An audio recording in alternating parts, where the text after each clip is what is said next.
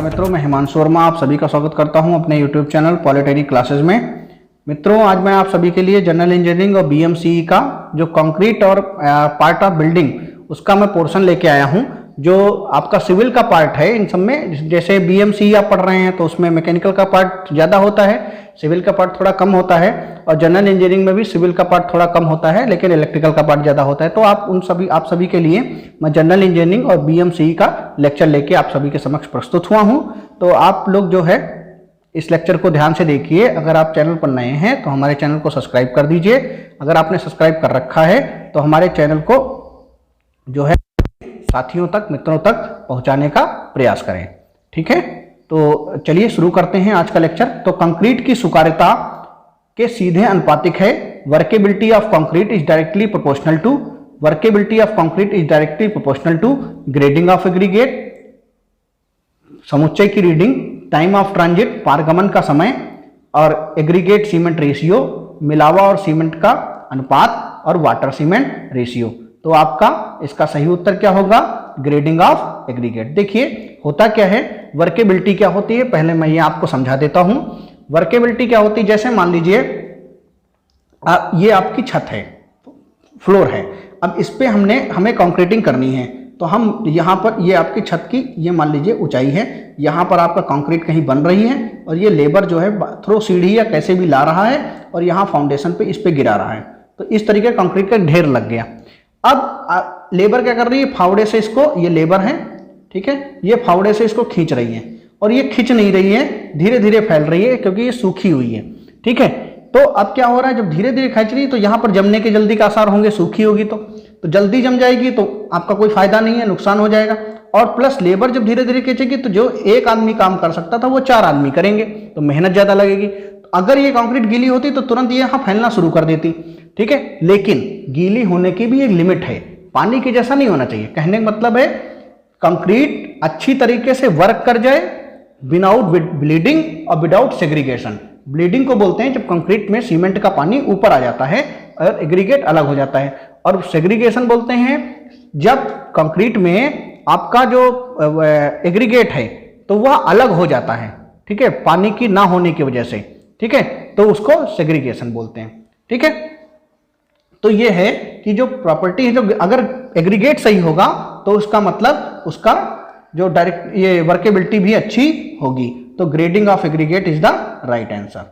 ठीक है, नेक्स्ट है पानी डालने से बढ़ता है।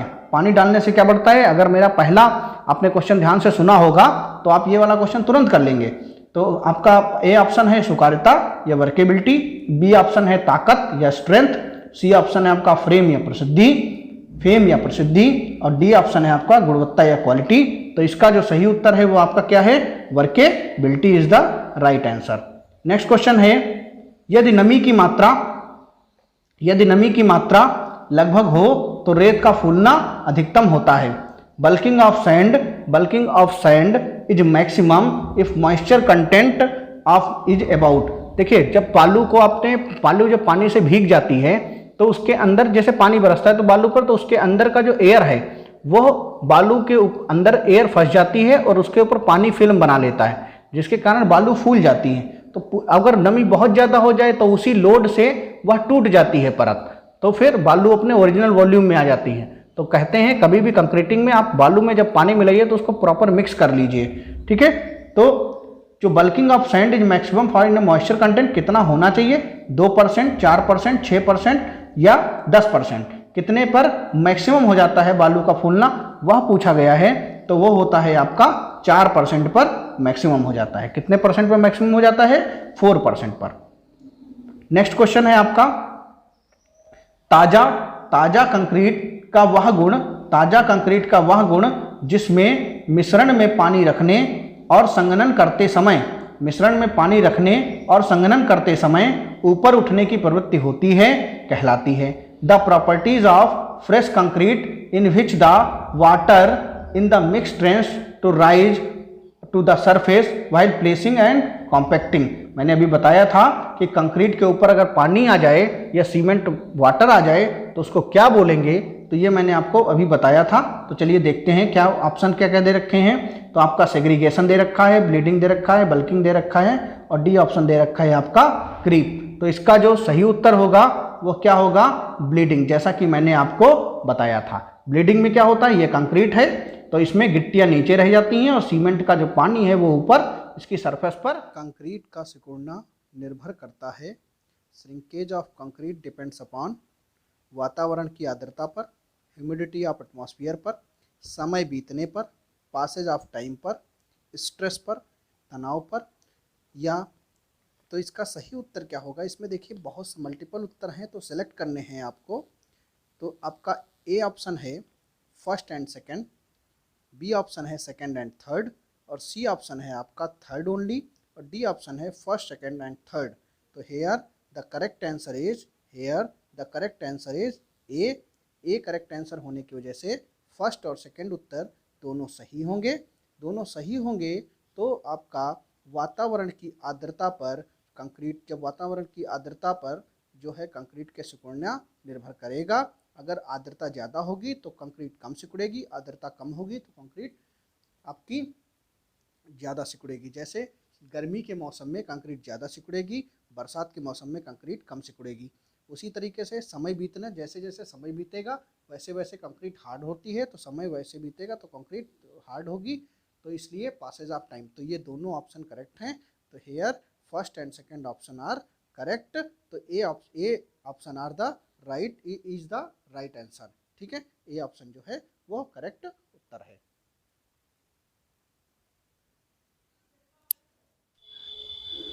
तो आपका क्वेश्चन है, छठा क्वेश्चन है, कंक्रीट के फटने का मापांक किसका माप है। कंक्रीट के फटने का मापांक किसका माप है। Modulus of rupture of concrete is measured of, modulus of rupture of concrete is measure of. तो ऑप्शन ए है संपीड़न शक्ति, कंप्रेसिव स्ट्रेंथ। ऑप्शन बी है प्रत्यक्ष तन्यता ताकत, प्रत्यक्ष तन्यता ताकत, डायरेक्ट टेंसाइल स्ट्रेंथ।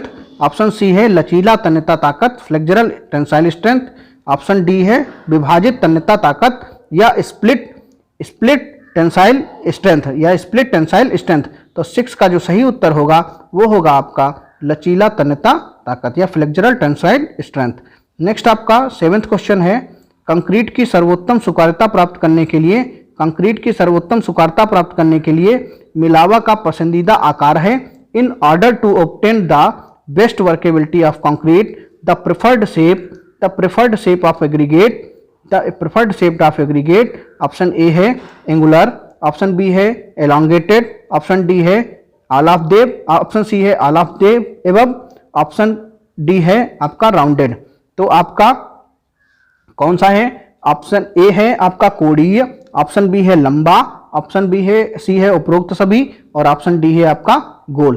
तो आपका 7वां का जो सही उत्तर होगा वो होगा आपका राउंडेड। गोल मिलावा जब होता है तो उसकी वर्केबिलिटी बढ़ जाती है, क्योंकि गोल मिलावे में रोलिंग एक्शन जो है बहुत आसानी से हो सकता है। गोल मिलावे में रोलिंग एक्शन जो है बहुत आसानी से हो जाता है। ठीक है, नेक्स्ट क्वेश्चन है आपका, साधारण पोर्टलैंड सीमेंट की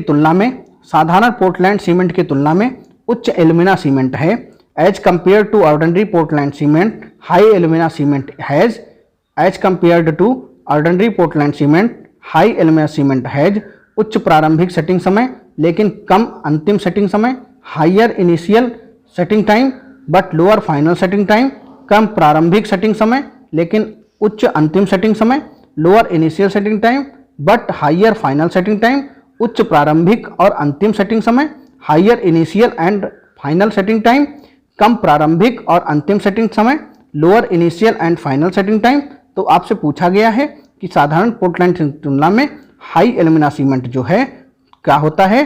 तो 8वें का जो सही उत्तर होगा हाई एल्यूमिना सीमेंट का उच्च प्रारंभिक जो हायर इनिशियल सेटिंग टाइम होता है but lower final setting time होता है। ठीक है, तो हाई एल्यूमिना सीमेंट का एल्यूमिना की वजह से जो सेटिंग टाइम है वो हायर इनिशियल होता है बट लोअर जो है वो फाइनल सेटिंग टाइम हो जाता है, क्योंकि एल्यूमिना पहले रिएक्ट कर लेता है बाद में वो शांत पड़ जाता है। नेक्स्ट क्वेश्चन 9वां क्वेश्चन है आपका, ऐसे मिश्रण जो कंक्रीट के जल्दी जमने और सख्त होने का कारण बनते हैं।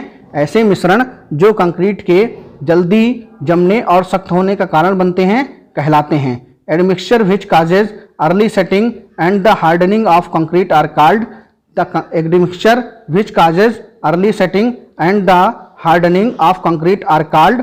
तो ऑप्शन आपका ए है वर्केबिलिटी एडमिक्सचर, ऑप्शन ए है वर्केबिलिटी एडमिक्सचर्स, ऑप्शन बी है त्वरक एक्सीलरेटर्स, ऑप्शन सी है रिटार्टर्स या मंदक, ऑप्शन डी है आपका एयर एंड ट्रेनिंग एजेंट्स। तो इसका जो सही उत्तर होगा 9 का सही उत्तर क्या होगा? त्वरक या एक्सीलरेटर्स। नेक्स्ट आपका है कंक्रीट की ताकत बढ़ जाती है, कंक्रीट की ताकत बढ़ जाती है, strength of concrete increases, strength of concrete increases with. A option है जल सीमेंट अनुपात में वृद्धि, increase in water cement ratio, जल सीमेंट अनुपात में वृद्धि। ऑप्शन बी है इलाज के समय में कमी, decrease in curing time, decrease in curing time. C option है सीमेंट की महीनता में वृद्धि, increase in fineness of cement, increase in fineness of cement. और डी ऑप्शन है समुच्चय के आकार में कमी, decrease in size of aggregate. तो आपका जो सही इसका आंसर होगा वो होगा सीमेंट की महीनता में वृद्धि, increase in fineness in cement. जैसे जैसे सीमेंट में महीनता होगी वैसे वैसे क्या होगा आपका कंक्रीट की जो ताकत है वो बढ़ती चली जाएगी, क्योंकि सीमेंट में महीनता होने से सीमेंट जब महीन होता है तो क्या होता है जो उसके अंदर के जो पोर्स हैं, जब कंक्रीट बनाएंगे उसके पोर्स जो हैं वो सीमेंट के पार्टिकल से बहुत अच्छे से फिल हो जाएंगे, जिसके कारण उस सीमेंट जो कंक्रीट है उसकी डेंसिटी बढ़ जाएगी। तो जो सीमेंट जितनी महीन होगी उससे बनी हुई कंक्रीट उतनी ही अच्छी होगी, उतनी ही डेंस होगी, उतनी ही उसकी स्ट्रेंथ होगी। नेक्स्ट है आपका 11th क्वेश्चन जल सीमेंट अनुपात। 11th क्वेश्चन है जल सीमेंट अनुपात का अनुपात है, जल सीमेंट अनुपात का अनुपात है the water cement ratio is the ratio of, the water cement ratio is the ratio of. तो पानी का भार सीमेंट के भार से, weight of water to the weight of cement. Next है बी ऑप्शन है आपका पानी का आयतन और सीमेंट का आयतन, volume of water to the volume of cement. C option है सीमेंट के घनत्व के लिए पानी का घनत्व, density of water to the density of cement. और डी ऑप्शन है पानी का भार समुच्चय के भार, weight of water to weight of aggregate. तो आपसे पूछा गया है वाटर सीमेंट रेशियो क्या होता है, तो होगा weight of water upon cement का भार, तो weight of water to weight of cement. तो A option is the right answer. ठीक है। नेक्स्ट क्वेश्चन है आपका 12th क्वेश्चन, व्यवहारिकता क्या है या वर्केबिलिटी क्या है। ठीक है, जब इसे आसानी से रखा जा सकता है या विस्मांगी रूप में संकुचित किया जाता है, when it is easily placed and compact heterogeneous. जब इसे आसानी से रखा जा सकता है और समरूप से संकुचित किया जा सकता है, when it is easily placed and compacted homogeneous. जब इसे आसानी से नहीं रखा जाता है, when it is not easily placed. जब यह आसानी से रखा जाता है लेकिन समरूप नहीं होता है, when it is easily placed but not compacted homogeneous. तो आपका जो 12th क्वेश्चन है इसका सही उत्तर क्या होगा? इसका सही उत्तर होगा जब इसे आसानी से रखा जाता है और समरूप संकुचित किया जा सकता है, when it is easily placed and compacted homogeneous. ठीक है, जब हम कंक्रीट है ना, कंक्रीट क्या होती है, जब अच्छे से वो हर जगह पहुंच जाए, जो बिल्डिंग के कोने कोने में जहां पर आप फर्श कर रहे हैं, स्लैब कर रहे हैं, वहां पर कंक्रीट उसके कोने कोने पर पहुंच जाए और बहुत आसानी से वो क्या हो वहां पर जम जाए। ठीक है, तो आसानी से वो जम जाए या ठोस हो जाए या संकुचित कर जाए। जमने का मेन कारण क्या है? श्रिंकेज या संकुचन। संकुचन के कारण ही जो कंक्रीट है वो जमता है या सेट होता है। तो सेटिंग का मेन रीजन श्रिंकेज है, इसके कारण यहाँ पर जो ऑप्शन लिखा हुआ है उसमें संकुचन लिखा हुआ है। नेक्स्ट है आपका 13th क्वेश्चन, तन्यता परीक्षण पर किया जा सकता है, तन्यता परीक्षण पर किया जा सकता है। Tensile test can be performed on, tensile test can be performed on. Option A है प्रभाव परीक्षण test, impact testing machine. Option B है universal testing machine. Option C है रॉकवेल टेस्टर। ऑप्शन डी है ब्रिनल टेस्टर। तो आपका 13th question का जो सही उत्तर होगा वो क्या होगा? Universal testing machine. तन्यता परीक्षण किस पर किया जाता है? यूनिवर्सल टेस्टिंग मशीन पर किया जा सकता है।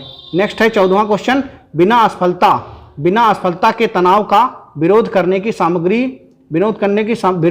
सामग्री की क्षमता को कहा जाता है the ability of the material to resist stress without failure is called.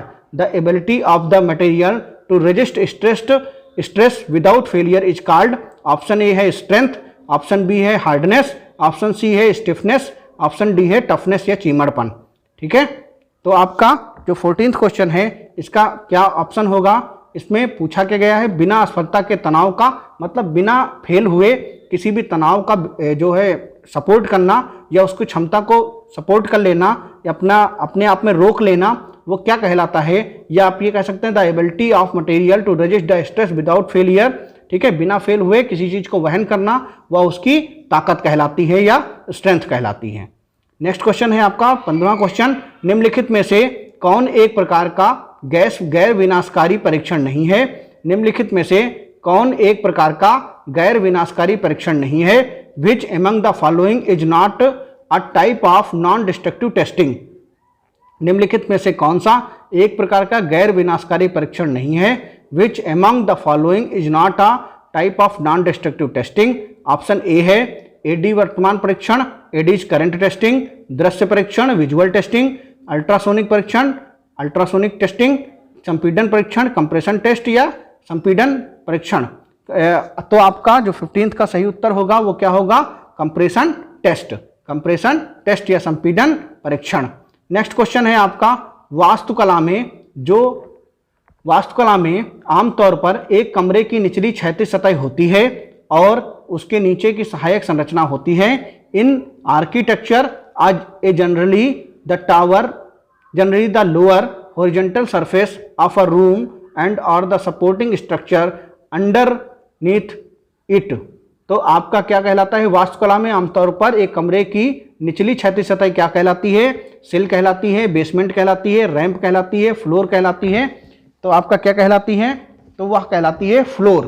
ठीक है, क्या कहलाती है? फ्लोर कहलाती है। जब भी बिल्डिंग के सबसे नीचे की जो कमरे की निचली सतह होती है, क्षैतिज सतह होती है, वो क्या कहलाती है? वो फ्लोर कहलाती है। तो इसका डी ऑप्शन जो है वह करेक्ट होगा। नेक्स्ट क्वेश्चन है आपका, भवन का सबसे ऊपरी भाग है। भवन का सबसे ऊपरी भाग है जो पूरी सभा और रहने वाले को कवर प्रदान करता है। भवन का सबसे ऊपरी भाग जो पूरी सभा में रहने वाले को कवर प्रदान करता है, या dash dash dash it is the top most part of the building which provides covering to the entire assembly and the occupants. Next option है, ए ऑप्शन है छत या रूफ, बी ऑप्शन है सीलिंग, सी ऑप्शन है coping, D option है parapet wall. तो इसका जो सही उत्तर होगा वह क्या होगा? इसका सही उत्तर होगा आपका roof. Roof is the right answer. Next है आपका, भवन के जमीनी स्तर से ऊपर, जमीन के ठीक ऊपर फर्श तक के स्तर के हिस्से को किस रूप में जाना जाता है? तो the part of building above the ground level and up to the floor level immediately above the ground is known as plinth area, formation level, ground level या plinth किस नाम से जाना जाता है? तो आपका यह जाना जाता है प्लिंथ के नाम से जाना जाता है। किसके नाम से जाना जाता है? प्लिंथ के नाम से जाना जाता है। और वह कितना बड़ा है उसका जब एरिया निकालते हैं तो वह क्या कहलाएगा? प्लिंथ एरिया कहलाएगा। लेकिन इस क्वेश्चन के लिए जो इसका सही आंसर है वो क्या है? D answer is the right answer. Next है 19th क्वेश्चन है आपका, भवन में नमी के प्रवेश के लिए इमारतों की दीवारों और फर्शों में लागू होने वाली एक रोकथाम विधि है। Is the prevention method applied in the building walls and floors to the entry of moisture in the building. तो आपका ए ऑप्शन है प्लिंथ एरिया, बी ऑप्शन है गठन स्तर या फॉर्मेशन लेवल, सी ऑप्शन है आपका नम प्रूफिंग कोर्स या डैम प्रूफिंग कोर्स, और डी ऑप्शन है आपका प्लिंथ। ठीक है, तो 19th का आपका सही उत्तर क्या होगा? डैम प्रूफिंग कोर्स या डैम प्रूफ कोर्स।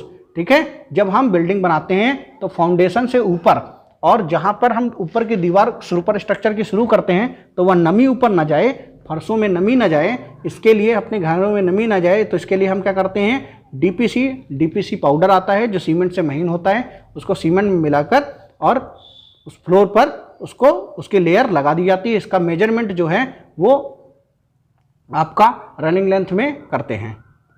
नेक्स्ट है छत, पैदल मार्ग या बालकनी। छत, पैदल मार्ग या बालकनी आदि के किनारे पर बनी एक निचली बौनी दीवार है। छत, पैदल मार्ग, बालकनी आदि के किनारे पर बनी एक नीची बौनी दीवार है। A is the dwarf wall built along the edge of roof, walkway, balcony ETC. तो आपको क्या कहलाएगी? Plinth area, damp proof course, parapet wall या प्लिंथ वॉल। तो आपसे पूछा गया छत या पैदल मार्ग या बालकनी आदि के किनारे पर बनी जो दीवार होती है वह क्या कहलाती है? तो वह कहलाती है आपकी पैरापिट वॉल या पैरापिट दीवार। इसको आप बाउंड्री कह सकते हैं, मुंडेर कह सकते हैं। ठीक है, तो यहाँ पर आज आपका यह कोर्स भी समाप्त होता है। आरसीसी कंक्रीट और थोड़ा बहुत इसमें जो बीसीएमई का पार्ट था वह भी हमने आपको समझा दिया है, बता दिया है। आपके एग्ज़ाम के लिए जितना हम लोगों ने सिविल में पढ़ा दिया है वह कोर्स बहुत है। आपके सब्जेक्ट टीचर ने मैकेनिकल और इलेक्ट्रिकल का भी पढ़ाया होगा, उनको आप लेक्चर देखिए। उसके साथ साथ सिविल के सारा पोर्शन आप देख जाइए। सब जब कुछ पेपर जो है वो पूरा सिलेबस जब पढ़ा दिया गया है तो इस सिलेबस से बाहर कुछ नहीं आएगा। ठीक है, तो आप सभी को ऑल द बेस्ट। ठीक है, बेस्ट ऑफ लक।